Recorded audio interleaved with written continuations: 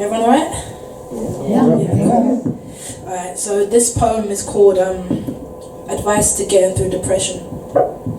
But I wrote it from a really happy place. That's why I love this poem, so here it goes. 1. Don't pity yourself. 2. You will measure time by sadness. So every hour from after midnight till you wrestle yourself to sleep will be half past desperate. 3. Molding your nights into whiskey or cider and tragic love songs does not chauffeur the pain away. It just creates a fire escape and temporarily replaces your heartache with a perfect one. 4. You will have lonesome skin. Tell yourself it doesn't belong to you even though you know it's a pale lie. It will often beckon the company of warm mouths that own a tender kissing license. Fingertips with wanderlust and bodies, seamless bodies who have a burning desire to speak more of love than sin, as well as the imaginary. I know you have a few people in mind, so go ahead. Crave for their touch, but not in a crack-addicted fiend kind of way. You've done this before. 5. You've always been at an inconvenience to your friends when you're going through a lot. Nothing has changed. Be there for yourself more than you ever have been before. Also, newsflash, your wounds aren't potent. Nobody wants to lick them. They are cheap vodka. Nobody wants the afterglow taste of that on their tongue. 6. If you can't turn up the treble on your smile, then don't strain your wrist trying. Be honest. Tell people you're not alright, but you are okay. 7. Stop covering up mistakes you've made like a serial killer and own up to them. You're beating your heart to a pulp. You are turning the crimson purple. There is a war within you already. Why start another one? Make love to your regrets one last time. Cover their collarbones in love notes, their spines in abstract art, and leave them hunting for their breath. After that, dispose of them like it was a one-night stand. I'll tell you something about mirrors. Mirrors are harsh and unsympathetic. Your body is a poor excuse for an apology they cannot accept. Yes, you are a mess, but try to fashion your eyes into telescopes so you can spotlight the beauty that exists within your rubble, because it does exist, it does. Get to grips with the fact you will become a tour guide for grief when it visits this town of yours. You will become a 2-star hotel where heartbreak overstays its welcome. Anguish will be that one stain in your t-shirt no soap powder can kiss clean. But don't overthink so far ahead into the future. You abandon the now. Say you are here now, so live. Live. Deal with the heftiness of those events when they occur. 8. Self-reflection is important. 9.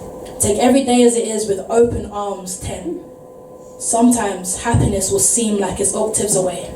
You won't have the vocal range to hit those high notes, so find out what the perks of being a tenor is. Remember, you are a work in progress, not an overnight success. You will get there eventually. You'll be able to carve the dinginess out of life's cheekbones soon, don't worry. And a smile will be a driveway. A smile will be a diamond kite. A smile will be a lantern. Thank you.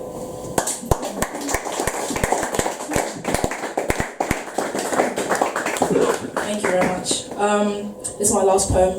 I just want to say thank you to Patrick for having me today. It's an honor to be here. Yeah, this is just a compilation of a few letters I've written to friends in the past. So it goes like this. Dear Adam, when I told you I didn't feel the same, I remember the torchlight in your oceanic eyes could no longer stay afloat. That guilt is an old ghost. It still haunts me sometimes. You were the first person to teach me. Doesn't matter how honest your actions are or how soft the breath of their intentions may be, hearts still bleed like rainfall, still swell. still end up wearing a coat of sharp bruises, still ache and ache and ache. We can't shake the fact we will never be able to breeze through life without causing people pain. It's stitched within the fabric of our human, dear Andre. My memories of you are a scratched vintage vinyl record that repeats at all the epic parts. I wonder if yours of me can still claim a pulse. Are your bones still a soft ballad? Do you still move them in ways that charm? Are your eyes still an open flame?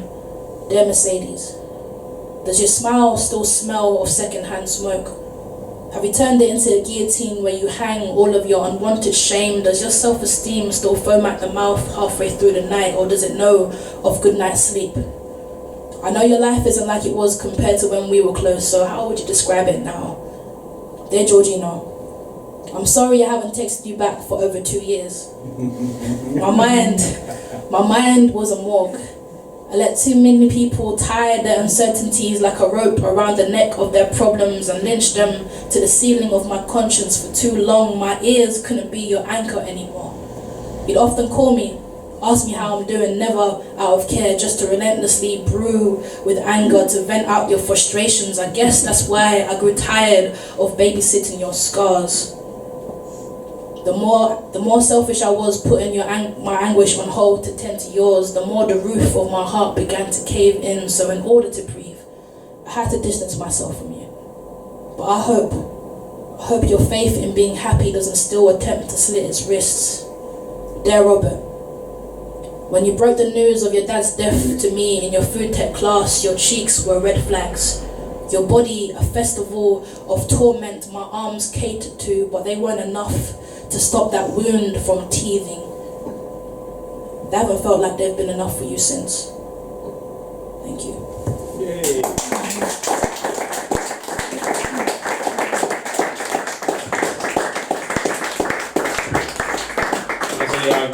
Great Sade, Joseph. We've been delighted to have you here for the first time and welcome you back in the future. So more applause, please, for Sade.